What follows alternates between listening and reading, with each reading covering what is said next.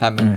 Hey, Tell us about Moo. hey, what's going on? My name is Moo. I'm from New York. I'm 22. I'm in my last semester of college, so I'll be graduating very shortly. I play games, I stream, I edit pictures and videos. Sometimes I do a little photography. I enjoy dancing. I enjoy listening to music, and I enjoy hanging out with the homies and chilling and talking to them. That's all the About key it. fundamentals. That's all you need. Exactly. We got our homies What are over the? here. Oh my goodness! What the hell? We gotta look at him a little bit. Oh my god, I did not mean to do that. Oh my god, that was not planned. Couldn't have gone worse. I hope no one notices. Oh my god, it's still screaming. Something blows up every time we interview, and I don't know how to feel about it. What would you name this chapter of your life? This chapter of my life, very cool. I'm in the middle of like a weird transitional period. Being done with college, we'll be moving into adulthood, thinking about careers. But at the same time, I feel like I've learned more about myself in this past year than I have before, and I've been able to do more. Weird as it may sound, the coronavirus happened, we're on lockdown, but I feel like I've been able to explore and spend a lot more time with myself more recently. I think if I had to give this chapter of my life a name, probably choose discovery. I'm constantly doing things that make me happy, and I'm constantly learning more about myself and being able to figure out like what path I want to head down, what direction I want to head in.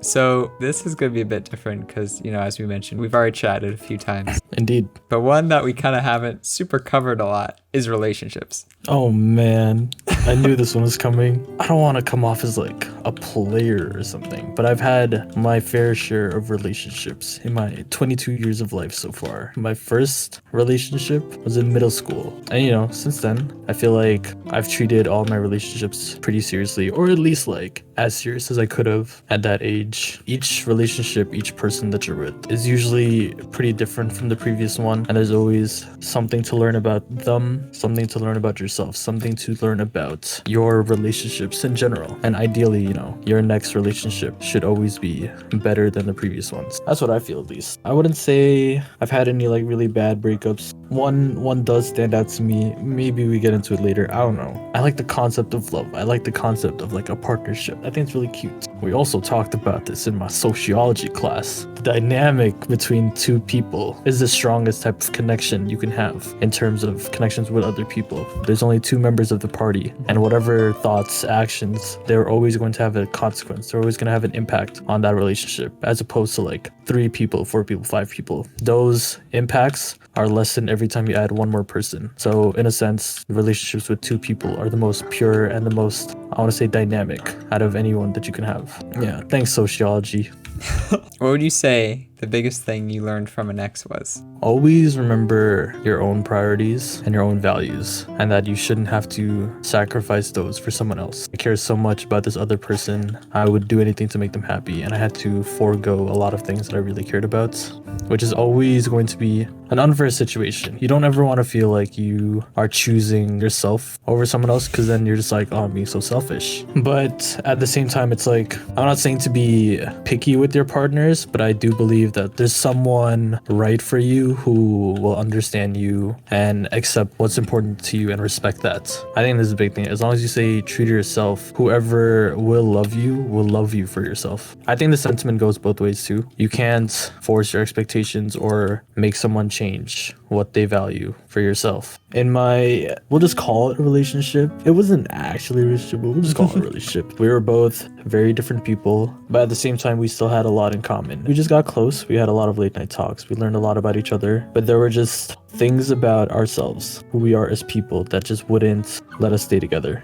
But throughout the whole of it, I was like, I respect that you care a lot about this. I'm not in a position where you should change that for me. It wouldn't be fair to us. People are always going to have something that they hold really dear to them, something they really value. You being in their life, you just have to be able to respect that. And I think once that respect is mutual, then both of you can either move forward and work around it, or, reach some sort of compromise if it does somehow become an issue in the future. Right now, where you are at in your life, what do you want to most change in yourself? Wow. I really want to focus on maintaining a healthier and more sustainable lifestyle. I just kind of wake up and I sit all day. And I'm usually doing something, working on school, playing some games with the homies, or streaming. but I just sit a lot. With things going back to normal, I should really be taking more advantage of my youth and what life has to offer for me at this moment. It's been a while since I've made working out a regular part of my routine. I want to be able to start cooking for myself, start being able to eat healthier, have more control of the foods that I eat.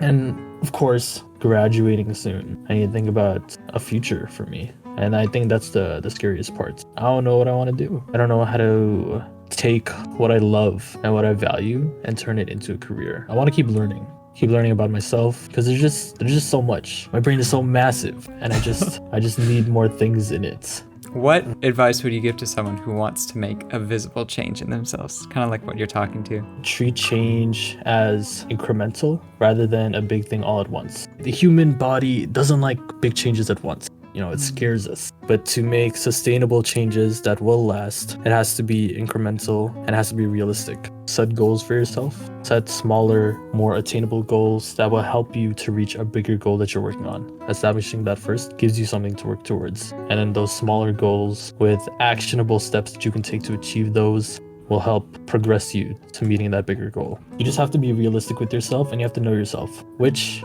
sometimes is asking for a lot. Who really knows themselves?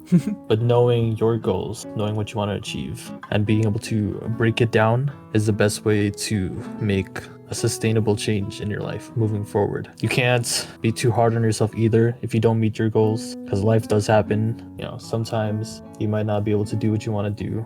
There's no rush, there's no pressure outside of yourself to want to be able to meet those kind of things. A little pressure is always good because it gets the ball rolling, it keeps you motivated. But pressure should never stop you from progressing. Thank you, Moo, for the chat. Thank you, Brad, for having me. Always a pleasure always. Talking to you.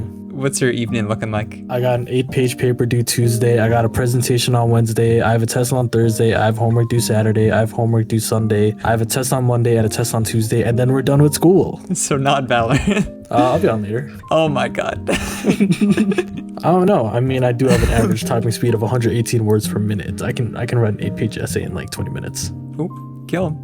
I did do modeling for a little bit for a school event once upon a time. And it shows. Oh.